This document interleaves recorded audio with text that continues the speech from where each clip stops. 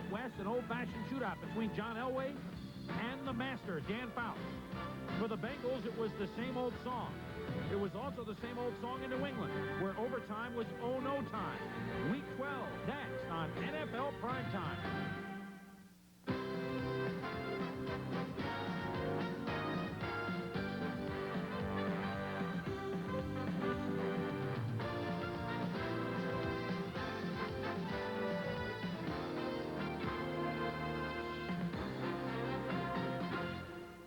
And hello once again, everybody, and welcome to NFL Primetime. A little late, but always out of breath. I'm Chris Berman, along with Tom Jackson and Pete Axtell. John Saunders is with us shortly. We also get you set for our live game tonight, Cleveland at the San Francisco 49ers, coming up at 8 Eastern Time. Let's get you caught up on the one game still going in the NFL. They're at the 2 minutes warning now. Washington has the ball. They've just picked up a first down, looking to run out the clock from a come-from-behind victory as the Skins lead the New York Giants down at rainy RFK, 23-19, as we said, with 2 minutes to go in that ball game. On to the AFC East, where, well, if somebody wants to have a winning record, they have a chance to win the division. Buffalo and Miami. Now, earlier this year, the Bills won an OT down at Miami. You have to go all the way back to 1966, when Jack Kemp was quarterback and the Dolphins were an expansion team, to find the last time the Bills were trying to sweep the Dolphins. And if they were going to do that today, it was the Bruce brothers on defense, Bennett and Bruce Smith. Well, Bennett certainly played a great game. He was knocking the ball out and knocking it around, and Smith was putting pressure on the quarterback all day, making things happen in the backfield. The Bills move the ball on offense, too. Jim Kelly has some nice receivers. One of them is Andre Reed. Now watch Kelly find Reed across the middle. This will be good for 32 yards. Ended in a Mueller 5-yard touchdown run. 7-0 Buffalo. Second quarter moving on. The Bills, 2 straight weeks. They said they had no ground game. 2 straight weeks. They ran it up first against the Jets. Now the Dolphins. Ronnie Harmon had 119 yards today. First and goal from the 3. Kelly to Butch Roll. First catch of the year. It's a big one. It's a touchdown. 14-0 Buffalo. They are shuffling. Oh, by the way, Dan Marino played, touch of the flu, rainy conditions. This is the kind of day he had. Pass tipped out of Bennett's hand. Radicic makes the interception. This is the only bright spot for Miami. Reggie Roby sets a Miami team record when this ball kind of goes doink, doink, and it dies on the 3-yard line, 77-yard punt.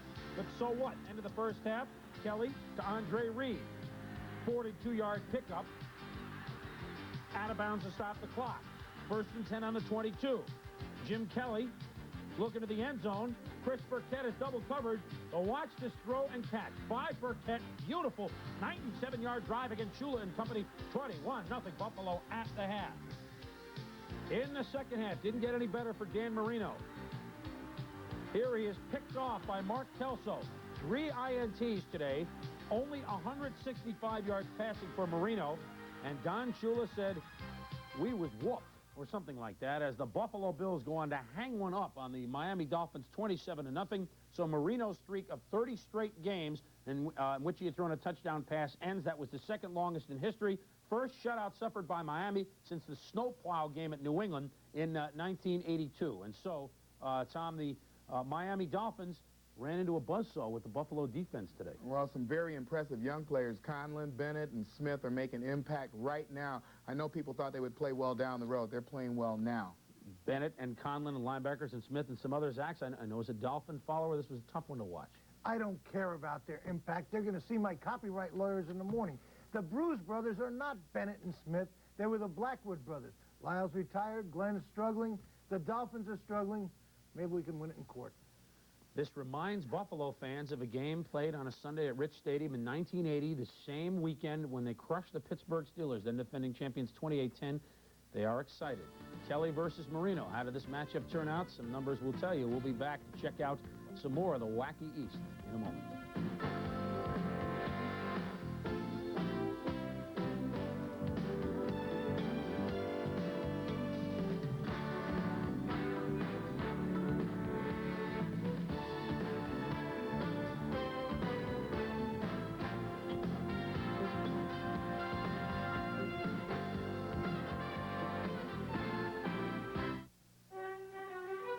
At Braun, we believe simple is better than complicated.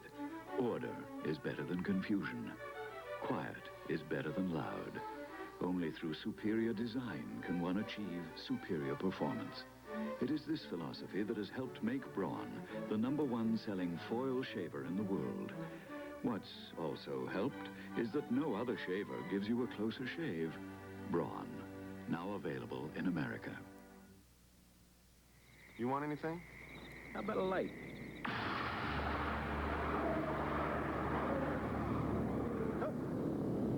Whoa! Oh, Bob, could you make that a Bud Light? If you want the great taste of Bud Light, ask for it.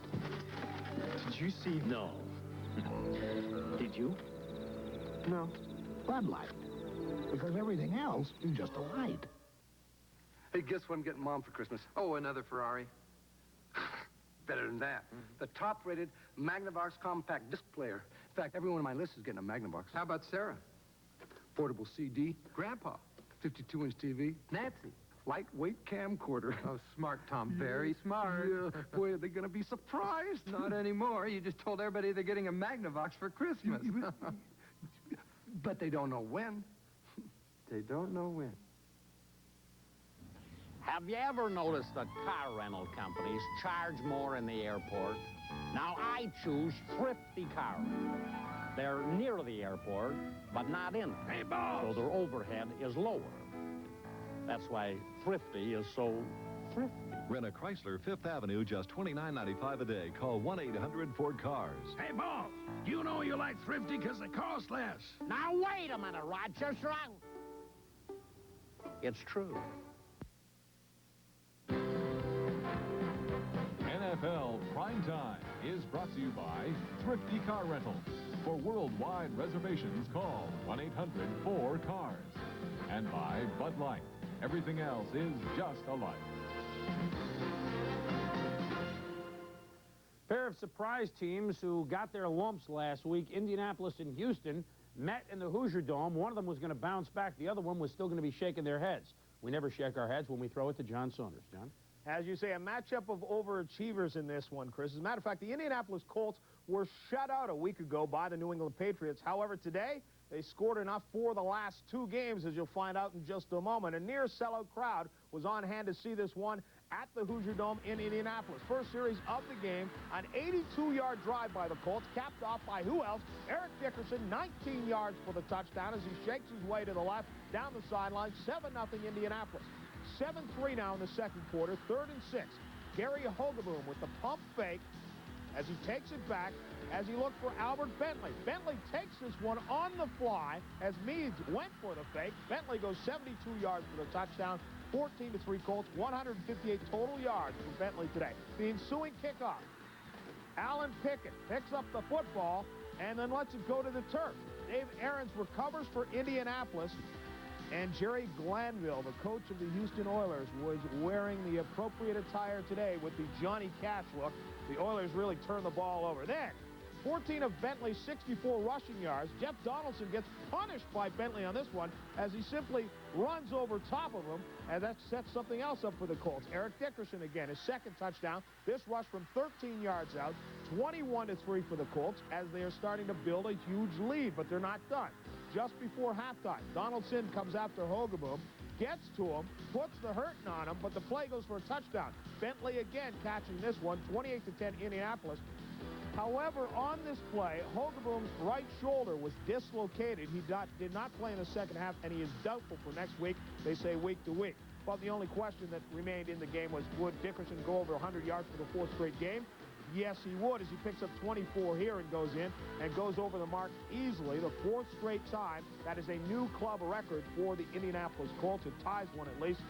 Some of the fans decided, why bother sticking around as the Colts swamped the Oilers 51-27, the highest Colt total in 11 years. Now, a question in this game, Coach Ron Meyer of the Indianapolis Colts had Wansley go in for a touchdown with 6 seconds remaining in the game, which gave them 51 points. As we told you, their highest total in 11 years. Was he running up the game?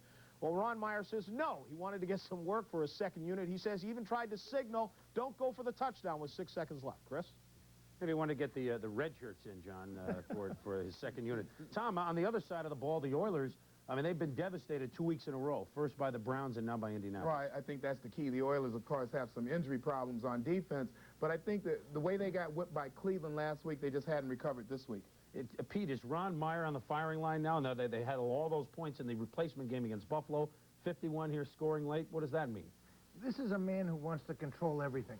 During the strike, he tampered with Eric Dickerson. He gets Dickerson. If he can name his running back, he certainly thinks he can name his score. Eric and Albert, he's got a couple of good running backs. Check out their numbers, and we'll be back with more on game day. Back to that Dave Clark 5 division, the AFC East.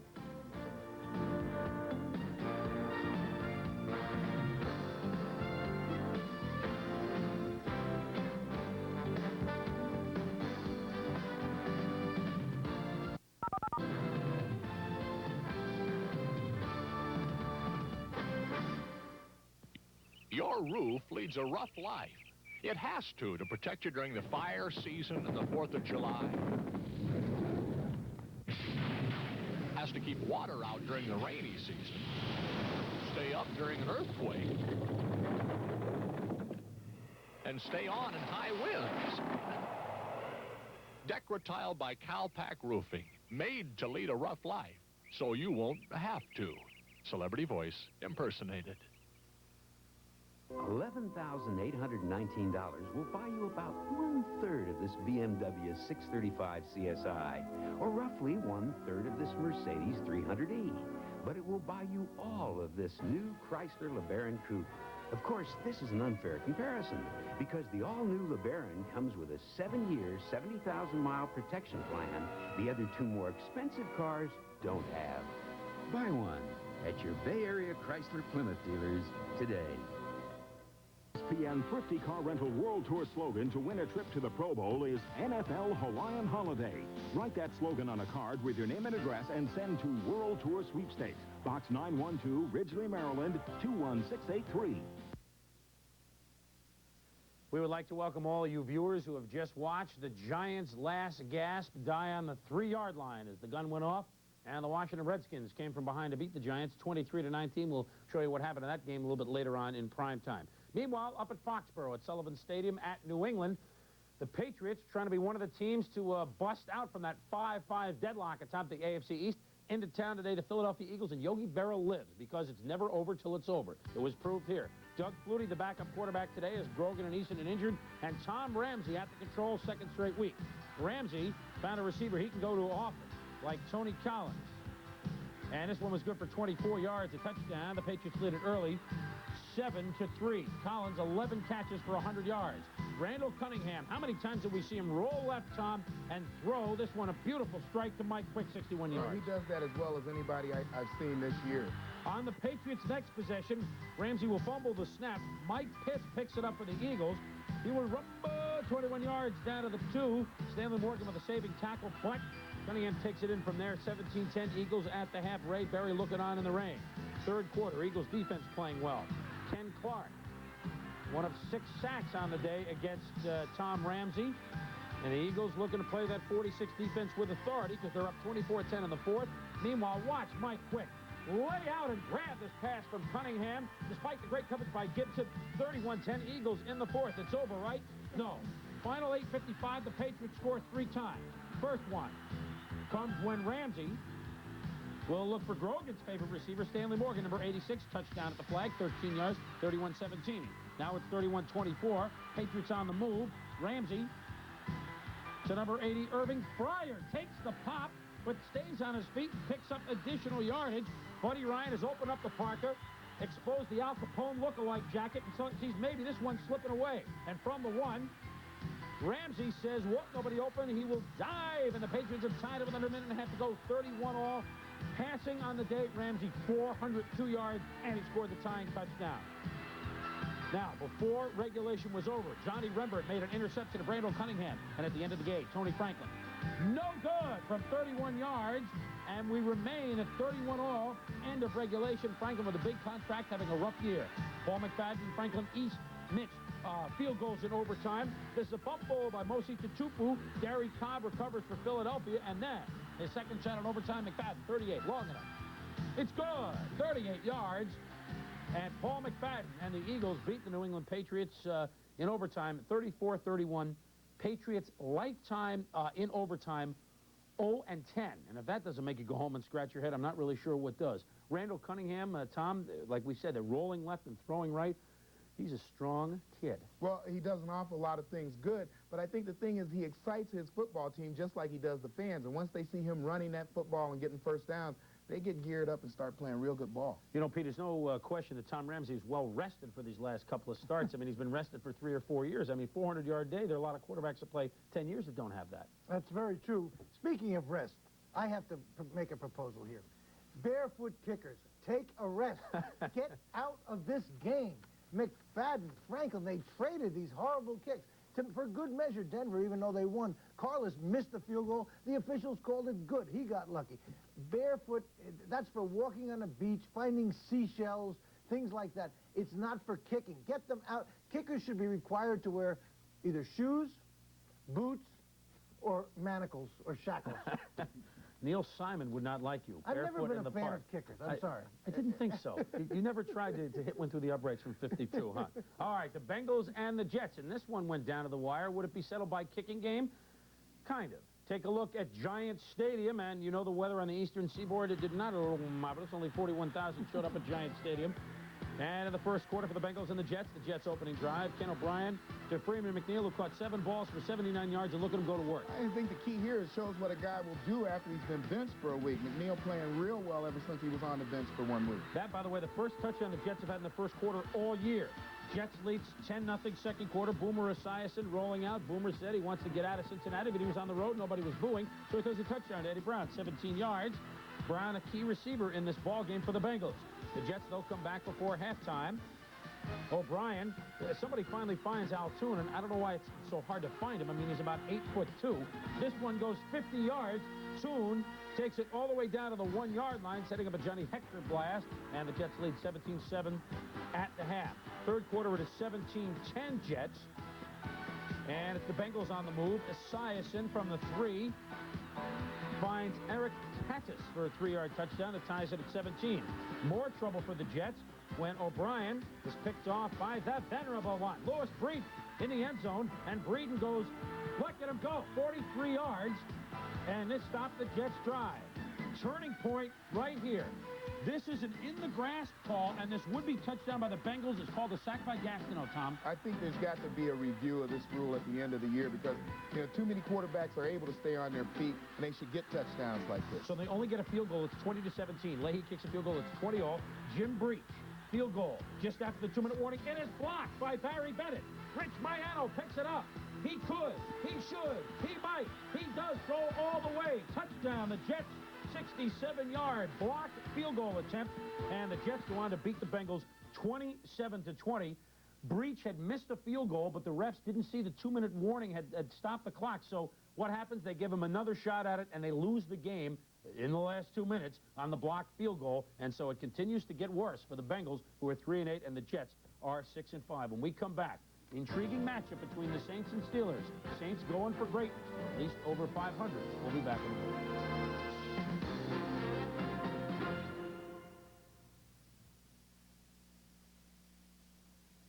Introducing a small sedan made the Mazda way. The new Mazda 323 SE has a bunch of technical sophistication, like fuel injection, a roomy interior, lots of standard features, all backed by the best warranty in its class. I'm not kidding. You've got to check out this Mazda 323. Not only because it's today's best small sedan value, but because it's one small car with the solid feel and performance of an expensive road car. This is the Mazda way. Not only is the 35mm Olympus Infinity totally autofocus, auto quick flash, auto everything, it's also totally weatherproof. The Olympus Infinity. Absolutely great pictures, absolutely no hassles. How's this for an idea? A fax machine that will send 30 pages to 99 locations and wait until after 11 p.m. when the rates go down. All at the touch of a button. Good idea? Pitney Bowes, a climate that grows ideas. Who'd have thunk it, as old Dizzy Dean might have said once upon a time, the Steelers and the Saints both over 500 thinking playoffs? Well, they met at Three River Stadium. The Saints have been unbelievable on special teams, as we told you on game day, and the Steelers have been unbelievable turning defensive plays into touchdowns. This is what happened, and Mark Malone tried to turn a few offensive plays into touchdown as he tries to give some instructions to his offensive linemen, but they're facing number 2 defense in the league. And look at this trap block, Tom. Little trouble? They're one of the great trapping teams ever, but not when they're trapping each other. Wolfley and Long in a mix-up there. Saints leading 3-0. Bobby Hebert, though, picked off by Dwayne Woodruff. 32 yards, 6th time. The Steelers defense has scored a touchdown. Mark Malone has 6 touchdown passes this year. Pittsburgh defense causing all sorts of problems. Reuben Mays. But look at Merriweather. What a beautiful recovery he makes before sliding out of bounds. This time, the Steeler guards get it right. They trap, and Abercrombie's in the end zone. That's a great run. There you go. There's the trap that worked. 14-3 at the half, the Steelers. Second half, 14-10 game, and special teams for the Saints. Brian Hansen will punt, fielded by the rookie Rod Woodson. He is going to get nailed by John Colbrand. Dave Waymer recovers the football, and another shot will tell you why it's dangerous to do this. Well, I used to return kicks for a while until this happened. I did this for about 2 months when I was in Louisville. Easier to sit in and hear. The Saints go to work after the big play by the special teams. Bobby Hebert to Eric Martin in the corner. 19 yards, and the Saints go ahead 17-14. Mark Malone for the Steelers, a tough day. Does he have time in his end zone or what? Gets a cup of coffee, puts the 25 cents in, gets a bag of chips, but throws it, and Milton Mack interception. Saints had a field goal to make it 20-14. 3 INTs for Malone today. But the Steelers have a chance to win the game. 4th and goal from the 1 very, very late. Steelers, you know they're going to run it. Frank Pollard and more people. This is like the absinthe house at midnight. They were met by that many players on the Saints defense, and Jim Morris says, oh, boy, this is just great, huh? After the Saints took a safety to make it 20-16, Malone is sacked and takes a little bit of exception to this, but 6 seconds to go. There's no time to worry about the penalty. We have one last chance, say the Steelers. They're down by 4. They have a play. Chuck Noll looks on. Malone is looking to Calvin Sweeney on the slant, but Sweeney, top of the screen, falls down. Dave Waymer with the interception. 20-16 Saints. Is Jim Mora one happy dude? You take a look and decide. Oh, yeah, well, that was a pretty good win. You know, we were pretty excited about it. And Mark Malone not too excited about it either. And there he is, ho-hum for Jim Mora.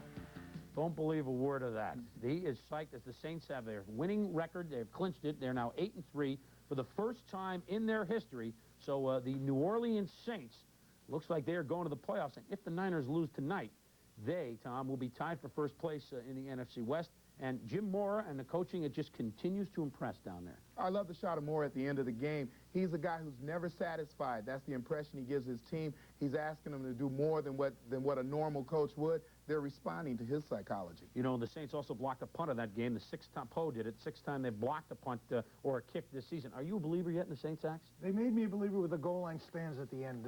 They stopped 4 tries inside the 5. And just before the sequence when we saw them sack Malone, this is a good team that's believing in it. So I've just received a bulletin from the Columbia Journalism School for most redundant phrase of the week. It's been presented to Chris Berman for saying Mark Malone had a tough day. I'm just describing the action. I'm paid to describe these things. All right, when we get done with Axe, we will be back. We hope we have a long break because I have long arms. This is how the Saints have gone marching in, and we'll take a look at the Packers and the Bears. And the Pack had a tough day.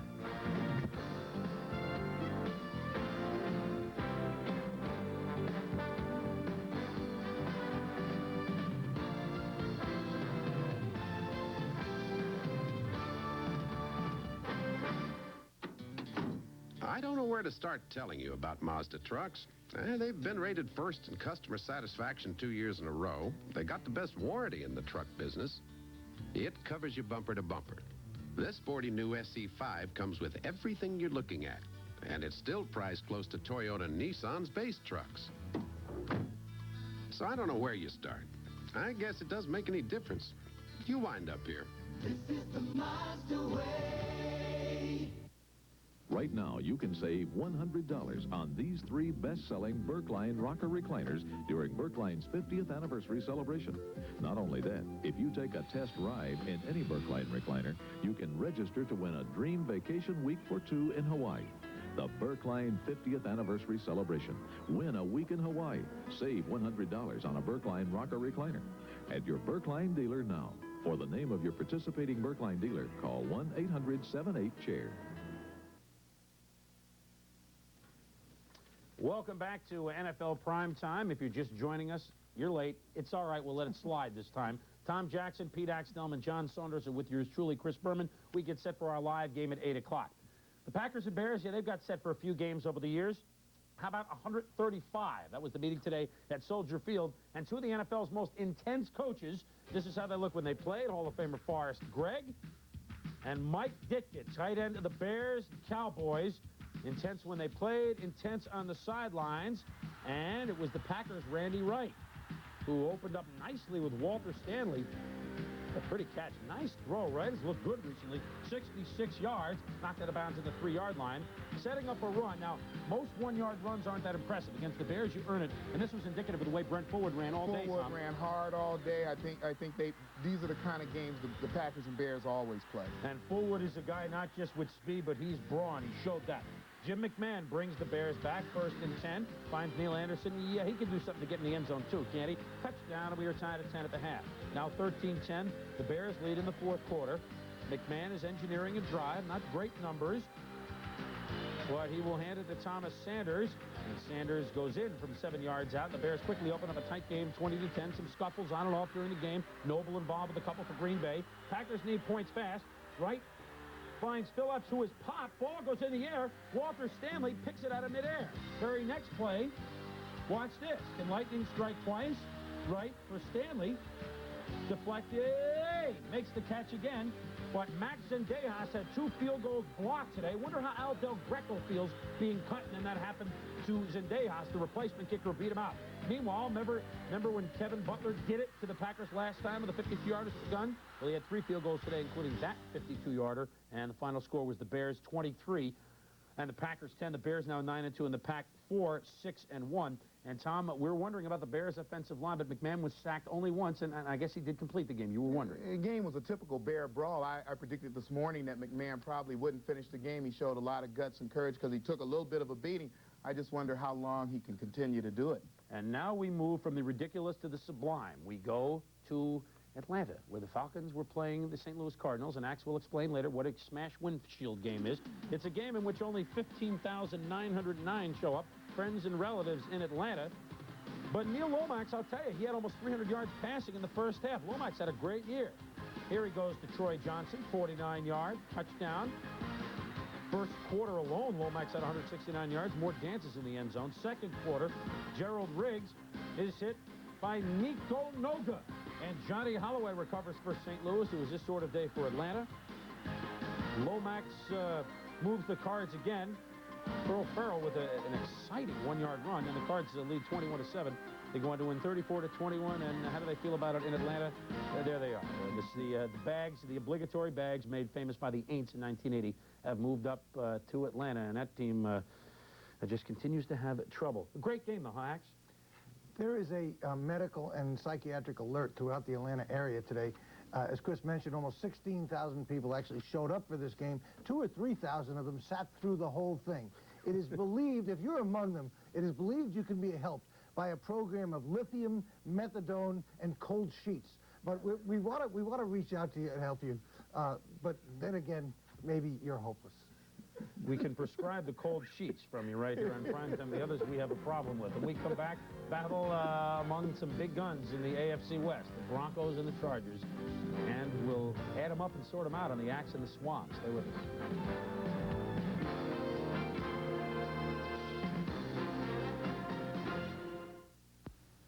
Listen, sweetheart, have you any idea what would happen if you rent a car from somebody other than Thrifty?